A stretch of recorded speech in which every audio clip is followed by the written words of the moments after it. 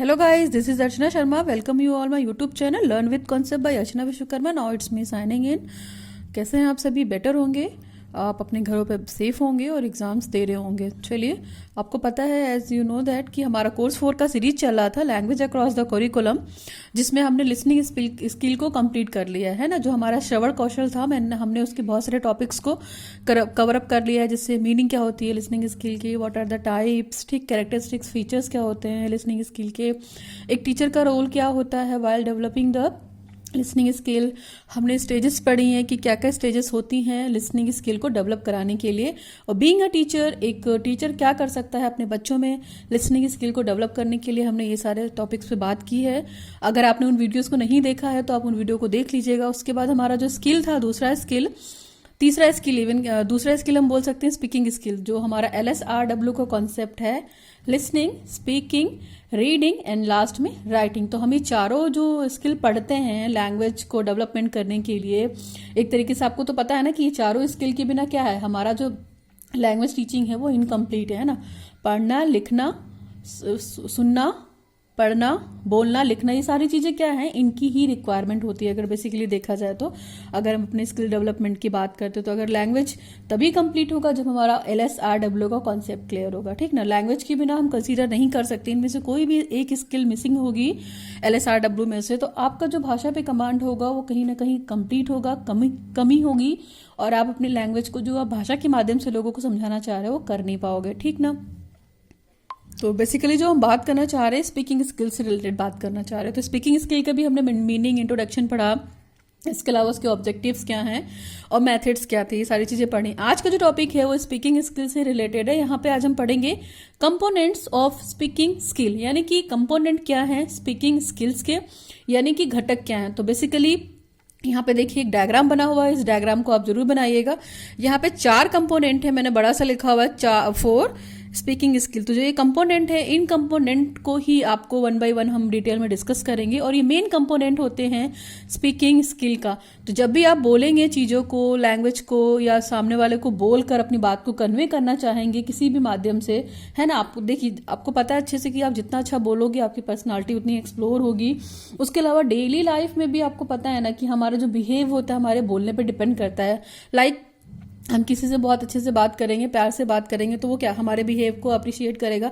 Just इसका opposite, अगर हम किसी के साथ गलत तरीके से बात करेंगे, है ना, और हम अननेसेसरी वर्ड्स को यूज करेंगे, तो क्या होगा, हमारी पर्सनालिटी एक्सप्लोर होगी नहीं। तो बोलना एक ऐसा कौशल है जो आपकी पूरी पर्सनालिटी को क्या करता है, ऊपर से नीचे तक रिफ्लेक्ट करता है। आप जितना अच्छा बोलोगे आप उतने अच्छे क्या स्पीकर कहलाओगे, आप उतने अच्छे स्पीच ओरिएंटर कहलाओगे। उससे भी बेटर आप क्या, लोग आपकी पर्सनालिटी को देखकर, आप जितना बेटर बोलोगे ना, लोग आपकी पर्सनालिटी को अपने आप डिफाइन कर देंगे कि यार ये कितना अच्छा स्पीकर है, कितनी अच्छी बात बोलता है। और दूसरी चीज, जैसे भी ये बोल रहा है, चीजों को रिप्रेजेंट कर रहा है, वैसे ही आपको क्या एज इट इज समझ में आ रही हो। तो स्पीकर की सबसे बड़ी क्वालिटी यही होती है, बोलने वाले वक्ता की, कि जो भी वो बातें बोल रहा है ना, वो सामने वाले के कानों तक पहुंचकर तुरंत उसके माइंड में रिफ्लेक्ट करे और चीजों को वो क्या करे, कंसीडर करे, सोचना शुरू करे। यानी कि आपकी बात को सुनकर वो केवल एक कान से सुन के दूसरे कान से निकाल ना दे। आपको बोलने का इतना अच्छा, क्या बोलते हैं हम, सबसे कौशल होना चाहिए बोलने के। स्पीकिंग स्किल आपकी इतनी अच्छी डेवलप होनी चाहिए कि सामने वाला बंदा आपकी बात को सुनने के लिए क्या मजबूर हो जाए। तो बेसिकली यहाँ पे 4 कंपोनेंट है, इन्हीं के बारे में हम डिस्कस करेंगे। पहला कंपोनेंट जो है वो फ्लुएंसी है। फ्लुएंसी का मतलब यहाँ पे प्रवाह, आप किस प्रवाह में बोल रहे हैं। ऐसा तो नहीं है ना कि बोलते चले जा रहे हैं, कोई फ्लुएंसी नहीं है आपके लैंग्वेज में, आपकी स्पीकिंग में, तो भी ये गलत होगा। प्रवाह पहला कंपोनेंट है फ्लुएंसी। आप इसी चार्ट की तरह बना सकते हैं, फ्लो चार्ट की तरह बना सकते हैं, बड़ा सा बीच में लिख सकते हैं कंपोनेंट ऑफ स्किल्स, और 4 पिलर देकर, एरो देकर बना सकते हैं। फ्लो चार्ट के माध्यम से बना सकते हैं। मैंने यहाँ पे इस तरीके से बना दिया, आपकी इच्छा, आप जैसा बनाना चाहें। तो जो पहला कंपोनेंट है हमारा फ्लुएंसी या प्रवाह। दूसरा कंपोनेंट है हमारा वेकबलरी। वेकबलरी इन द शब्दकोश, यानी कि आपका जो शब्दकोश है वो बहुत क्या एनरिच होना चाहिए, है ना, तभी चीजों को आप कन्वे कर पाएंगे। थर्ड वाला है हमारा ग्रामर या व्याकरण, और चौथा है हमारा प्रोनाउंसिएशन या उच्चारण।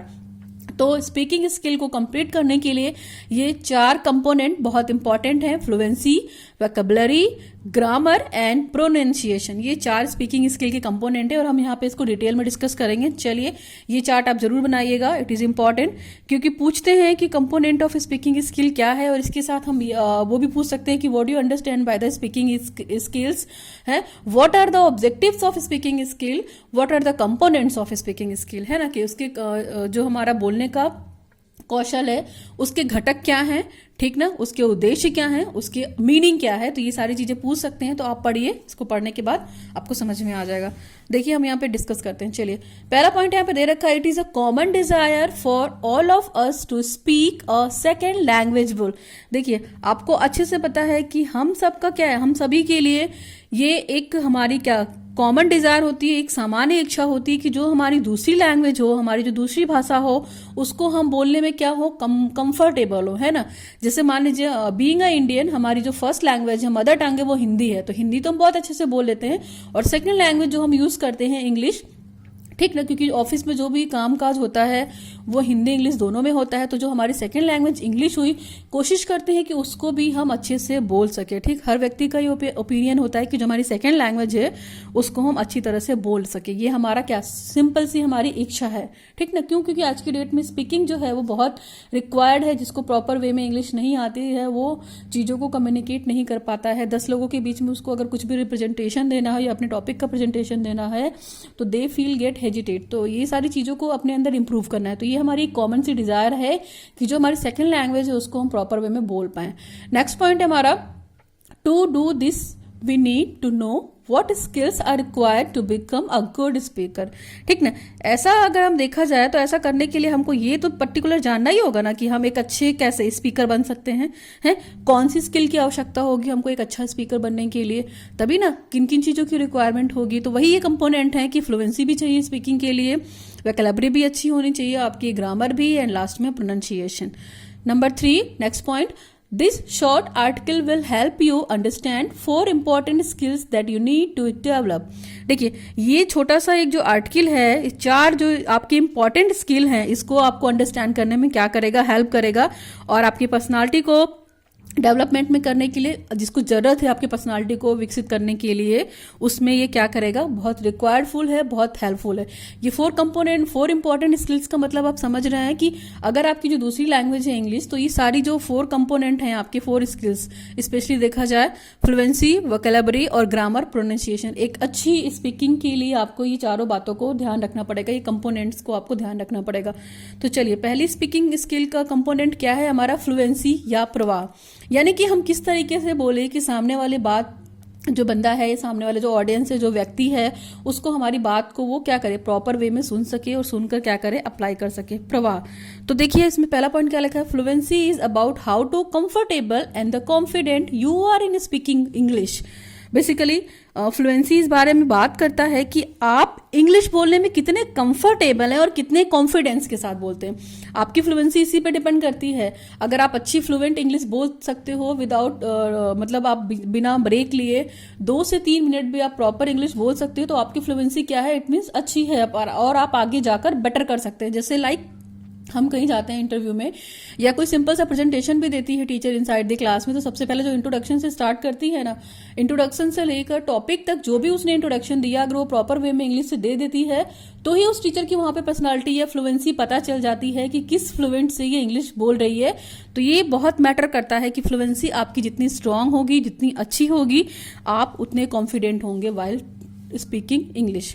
नेक्स्ट पॉइंट है, if you can speak for extended period of time that is one an important indicator of fluency।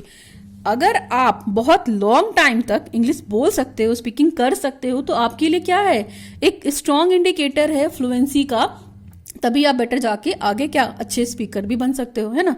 मतलब कहने का मतलब है कि अगर आपने 5 से 7 मिनट कंटिन्यू इंग्लिश बोल दी या किसी टॉपिक पे डिस्कशन कर दिया इन इंग्लिश, तो जाहिर सी बात है कि आपकी जो इंग्लिश होगी, उसका जो प्रोनाउंसिएशन होगी, उसकी जो फ्लुएंसी होगी, वो एक अच्छा इंडिकेटर है ना। हम उस फ्लुएंसी के माध्यम से तो समझ सकेंगे कि कितनी अच्छी स्पीकिंग कर रहा है। आपने देखा होगा जो स्पीकर्स वगैरह होते हैं कितनी अच्छी इंग्लिश बोलते हैं, तो उनकी फ्लुएंसी बहुत स्ट्रांग होती है, बहुत फ्लो में होती है।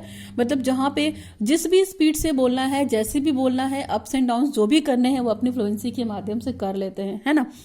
नेक्स्ट पॉइंट है, it is also about showing a clear connection between each point that you are trying to make. यानी कि पर्टिकुलर ये क्या है, एक रिलेशनशिप बनाता है कि जो आप जिसके बारे में आप बात कर रहे हो, जिसको आप समझाने की कोशिश कर रहे हो अपनी बातों के माध्यम से, जब आप बोलते हो तो सामने वाले की मतलब जो सामने वाला बंदा है या ऑडियंस है वो क्या कर सकती है, अपने आपके प्रभाव के द्वारा, यानी कि जो आपकी स्ट्रांग फ्लुएंसी है, स्ट्रांग प्रवाह जिसको बोलते हैं, स्पष्ट प्रवाह या बहुत तेज धारा या प्रवाह, तो आपकी बातों को वो उसी फॉर्म में समझ सकते। जैसे आप कोई स्टोरी सुना रहे हो तो आपकी फ्लुएंसी उस स्टोरी के अकॉर्डिंग ही होनी चाहिए। ऐसा नहीं है कि आपने स्टोरी को रीड कर दिया तो स्टोरी रीड कर देंगे तो आप बहुत ही स्पीड में पढ़े होंगे, तो स्पीड में जब पढ़ेंगे तो हो सकता है सामने वालों को स्टोरी समझ में ना आई हो। तो आपको अपनी फ्लुएंसी का ध्यान रखना है while speaking English. Now next point है हमारा, this skills means that the listener can follow what you are saying and does not get lost। यानी कि बेसिकली अगर हम देखा जाए तो जो स्किल है ये आपकी है, ठीक ना, सुनने वाला जो व्यक्ति होता है वह कह सकता है कि आप क्या कह रहे हैं, और बेसिकली क्या होता है वो उसमें खो ना जाए, है ना। कहीं ऐसा तो नहीं होता है ना कि आपने जैसे बोल दिया है, सामने वाले को समझ में नहीं आ रहा तो वो और कहीं खोया हुआ पड़ा हुआ, आपसे आई कांटेक्ट भी नहीं कर रहा है और उससे आप भी आई कांटेक्ट नहीं कर रहे हो वाइल स्पीकिंग। तो ये सारी चीजें भी मैटर करती हैं। अगर आपकी फ्लुएंसी बहुत लो है, बहुत हाई है, चीज़ों को रुक रुक के बोल रहे हैं, जैसे अभी कोई टॉपिक डिस्कस कर रहे हो तो एक लाइन तो बहुत अच्छे से बोल दी आपने, दूसरी लाइन अच्छे से बोल दी, फिर बीच में रुक गए, फिर तीसरी लाइन बोल दी, तो फिर बीच में इस तरीके की चीज़ों को जैसे हम करते हैं जब भी हम स्टोरी सुनाते हैं या जब भी किसी टॉपिक पे डिस्कशन करते हैं, तो ये भी क्या है एक तरीके से जिससे सामने वाला बंदा इंटरेस्ट लेके नहीं सुन पाता है, और उसके अलावा वो क्या करता है आपकी बातों में वो कुल मिला के क्या करेगा, खो जाएगा जो भी आप बोलेंगे। और बेसिकली देखा जाए तो जो फ्लुएंसी है ना वो पूरी तरीके से आपकी स्पीकिंग एबिलिटी को क्या करती है, सुटेबल बनाती है। आपकी स्पीड जो होती है ना, स्पीड बहुत हद तक डिसाइड करती है कि आप कितने अच्छे से इंग्लिश बोल सकते हो, आपको हेजिटेशन ना हो, है ना।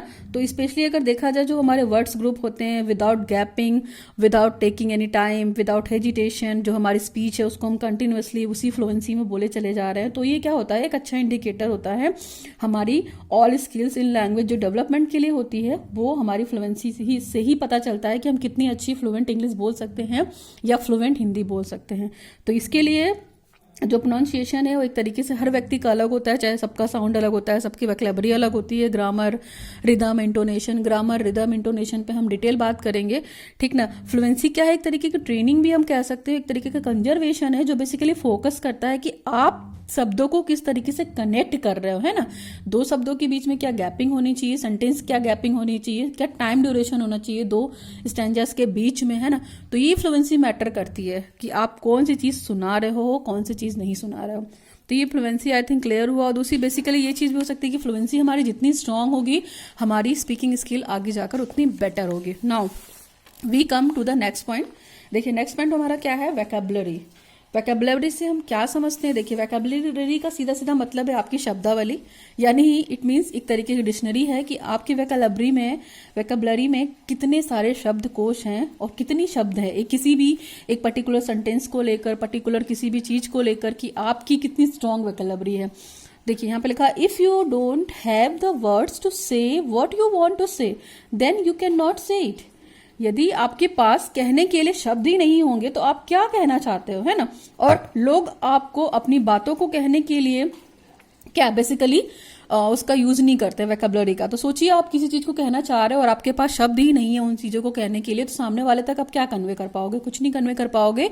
और दूसरी चीज, सामने वाला जो व्यक्ति है, ठीक ना, वो क्या करेगा आपकी शब्दावली की सिलेक्शन का, यानी जो भी आपने वर्ड्स चूज किए हैं चीजों को बोलने के लिए, तो आपको अपनी बातों को कहने के लिए क्या यूज करना पड़ेगा, वोकैबुलरी आपकी स्ट्रांग होगी तभी ना आप अच्छे से बोल पाओगे सामने वाले व्यक्ति को, है। और अगर आपकी वोकैबुलरी स्ट्रांग ही नहीं होगी, वोकैबुलरी के बारे में आप जानोगे ही नहीं, तो चीजों को कैसे कह पाओगे बताओ। आपको लगता है कि आप कह पाओगे, आपकी वोकैबुलरी स्ट्रांग नहीं होगी तो।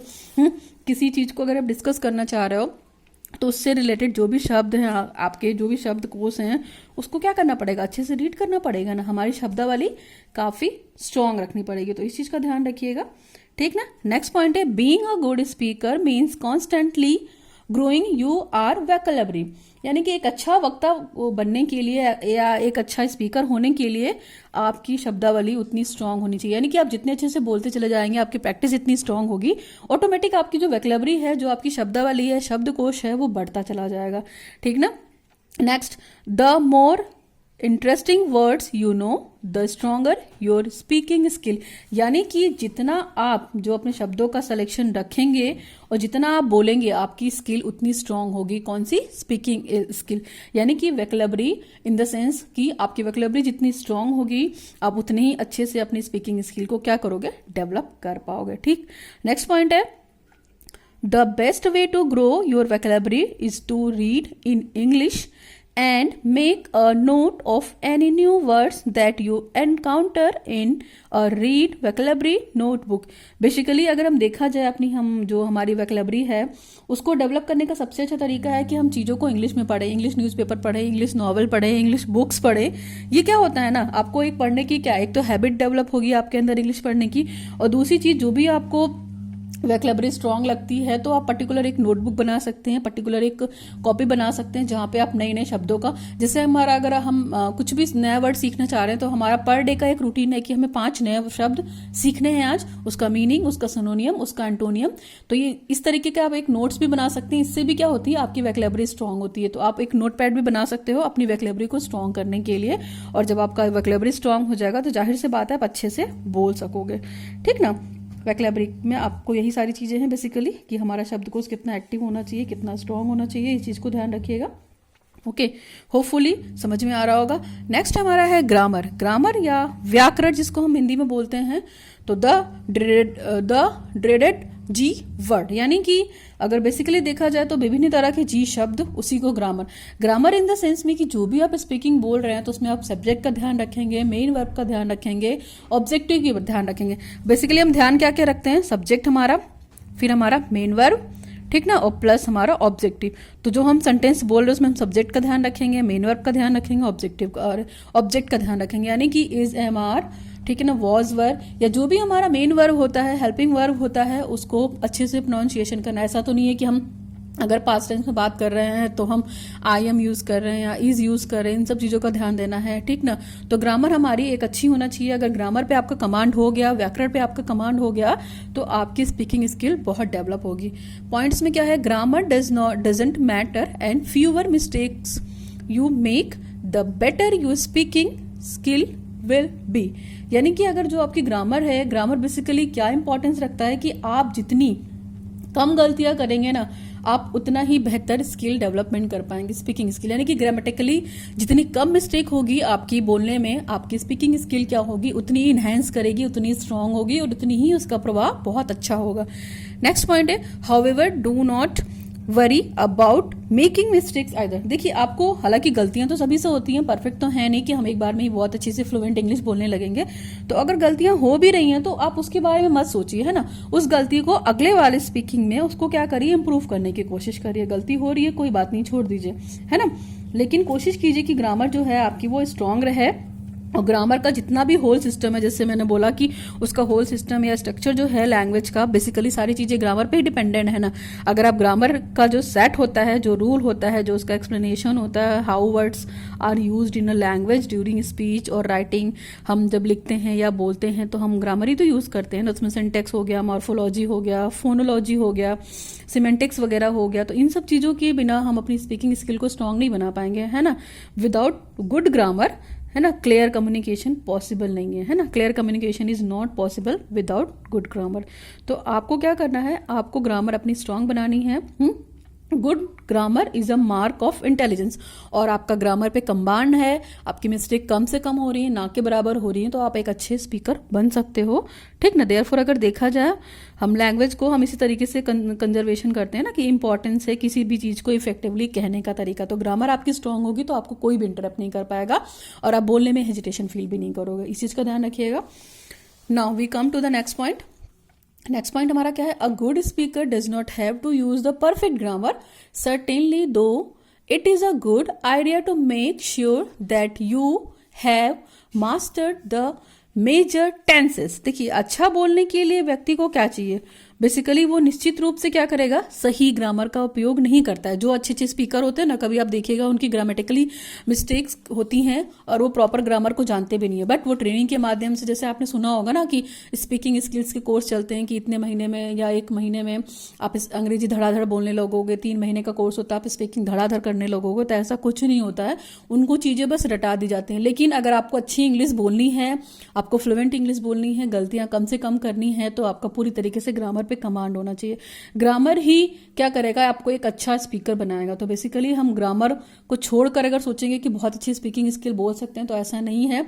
वो चीजें एक टाइम के बाद खत्म हो जाती हैं, जिन चीजों को हम रटकर बोलते हैं। रोट लर्निंग करके अगर हमने स्पीकिंग सीख भी ली है कुछ टाइम के लिए, तो वो परमानेंट नहीं रहती है और वो परफेक्टली बहुत अच्छा इफेक्ट भी नहीं देती। तो ग्रामर क्या है, एक अच्छा कंपोनेंट है आपकी स्पीकिंग को स्ट्रांग बनाने के लिए, what ever Hindi language, what ever English language ना। तो इस चीज को ध्यान रखिएगा कि आपकी ग्रामेटिकली जितनी कम से कम मिस्टेक होंगी, आप उतना अच्छा इंग्लिश बोल पाओगे।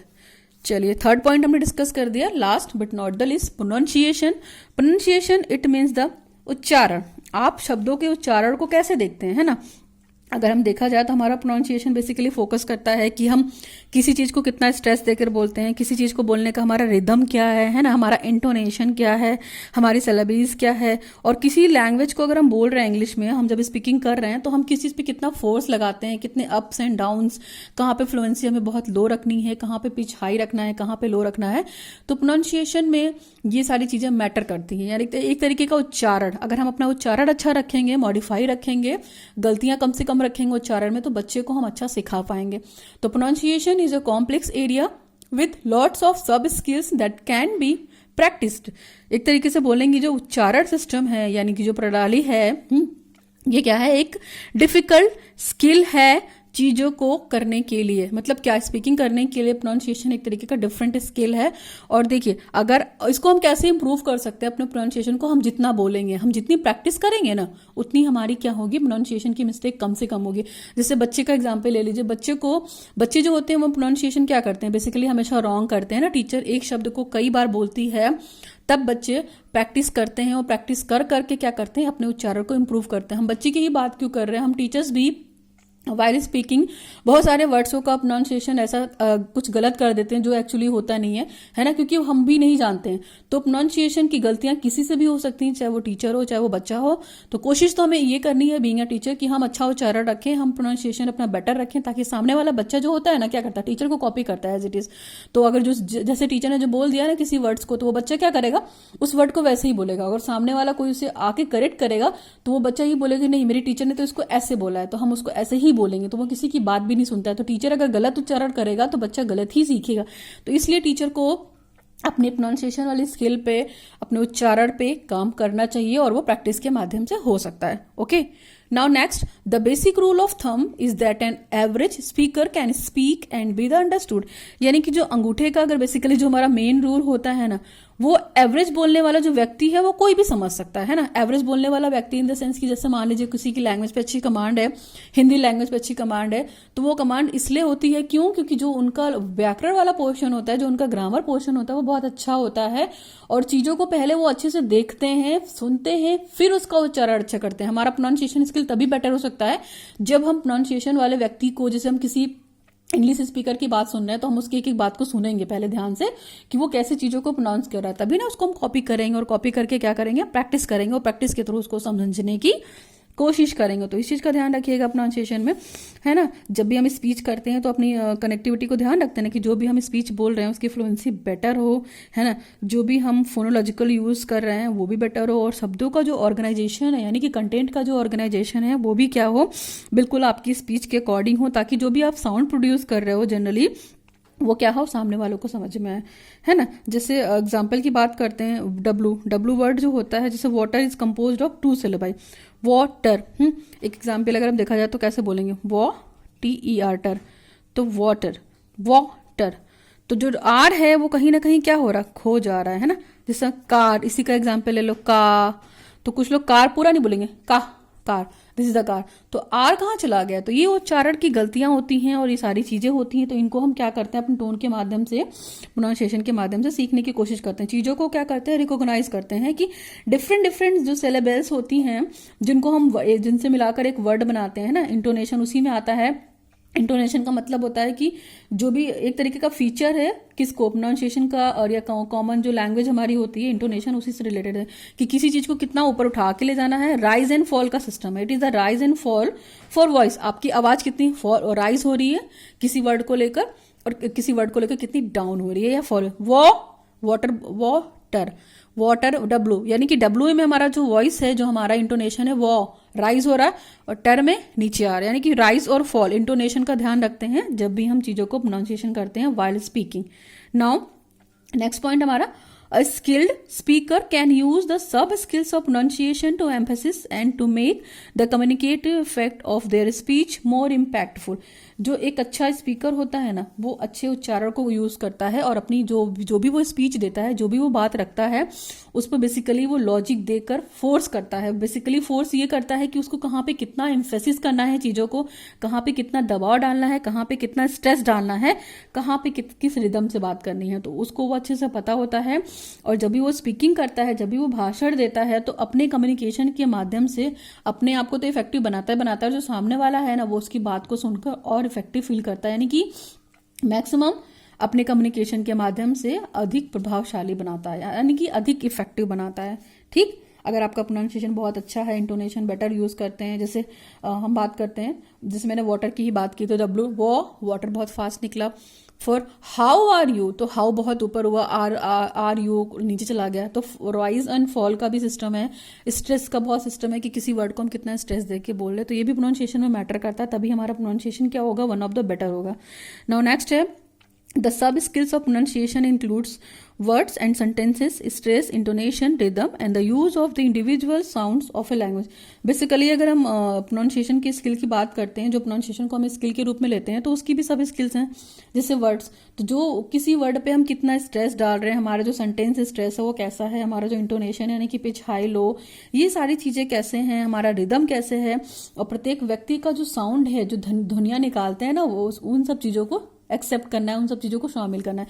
यानी कि बेसिकली अगर प्रोनाउंसिएशन कर रहे हैं तो हमने वर्ड्स को देखेंगे, सेंटेंसेस को देखेंगे, स्ट्रेस को देखेंगे, इंटोनेशन को देखेंगे, उसके रिदम को देखेंगे, और ये इंडिविजुअली जो भी भाषा के थ्रू माध्यम से ध्वनि का यूज कर रहे हैं, साउंड्स का यूज कर रहे हैं, उसको भी इंक्लूड करेंगे किसमें, अपने प्रोनाउंसिएशन में।